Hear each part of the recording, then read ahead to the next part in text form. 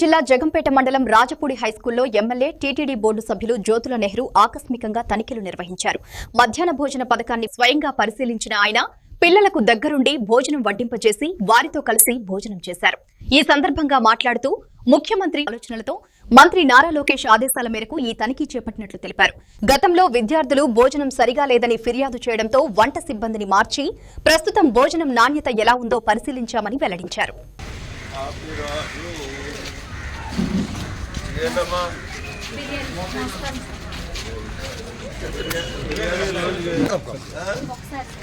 ఎప్పటికి ప్రతి లక్ష్మీవారం బిర్యానీ చేస్తాం.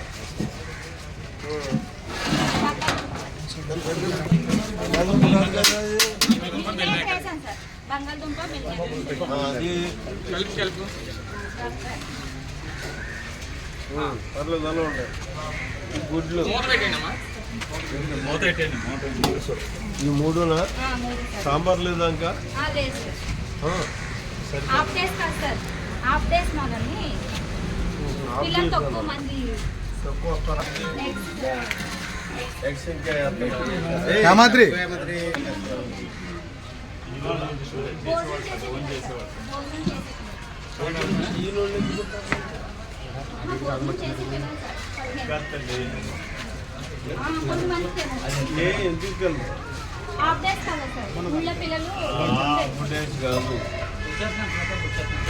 అందరూ తినాలి ఇక్కడ భోజనం. ఆ తినే పరిస్థితి మీరు కల్పించాలి. ఇంటికాడ మీద ఇక్కడ బాగోవాలి. అప్పుడు రాష్ట్ర ప్రభుత్వం ఈ మిడ్ డే మీల్స్ మీద ఒక ప్రత్యేకమైనటువంటి కార్యక్రమాన్ని ఇచ్చి గౌరవ ముఖ్యమంత్రి గారి ఆదేశం ప్రకారం అలాగే విద్యాశాఖ మంత్రి లోకేష్ బాబు యొక్క ఆలోచనలో వచ్చినటువంటి కార్యక్రమం మిడ్ డే మీల్స్ ఉన్న దగ్గర ర్యాండమ్గా పిల్లలతో పాటు కూడా శాసనసభ్యుడు కంపల్సరీ వెళ్ళి వాళ్ళతో భోజనం చేసి అక్కడ ఉన్నటువంటి పరిస్థితుల్ని పరిశీలన చేసి ఏమైనా తేడాపాడాలు ఉంటే సరిదిద్దాల్సినటువంటి అవసరం ఉంది. ఇంకా మంచి విధానంలో భోజనం పెట్టేటటువంటి పిల్లలకి పౌష్టికాహారాన్ని అందించేటటువంటి పరిస్థితులు కల్పించాలి. ఇది పిల్లల యూనిఫామ్ ఎలాగైతే అందరూ తారతమ్యాలు లేకుండా ఒకే యూనిఫామ్ తోటి 540 మంది విద్యార్థులు ఇక్కడ ఉంటే 540 మంది విద్యార్థులు కూడా యూనిఫామ్ ఒకటే వేసుకొని వస్తున్నారు, ఆడపిల్లలు మగపిల్లలు కూడా.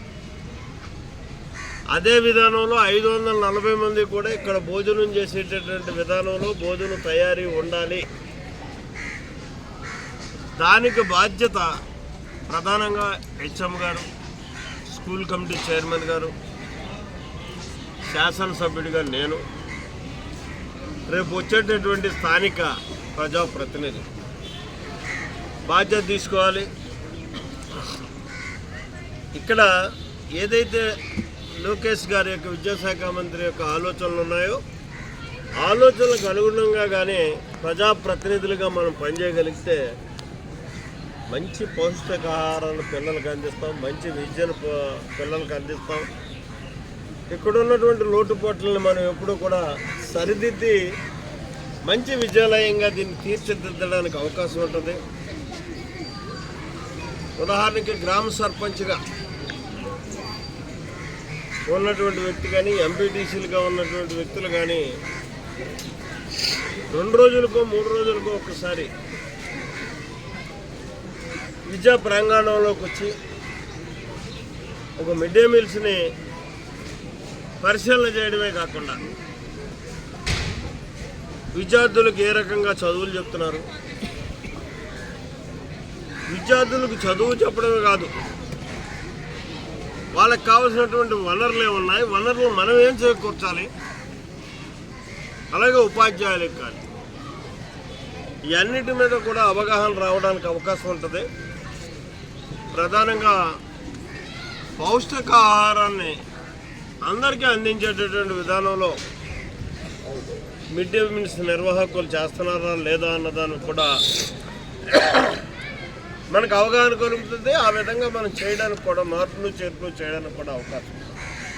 అదే ఉద్దేశంతో ఇవాళ రాష్ట్ర ప్రభుత్వం విద్యాశాఖ మంత్రి, విద్యాశాఖ అధికారులు, గౌరవ ముఖ్యమంత్రి గారు కూడా ఈ కార్యక్రమాన్ని పెట్టడం జరిగింది. ఇవాళ జగ్గంపేట నియోజకవర్గంలో మొట్టమొదటిగా నేను రాజపూడి రావడం జరిగింది. ఎందుకంటే నేను శాసనసభ్యుడిని అయ్యాక ఈసారి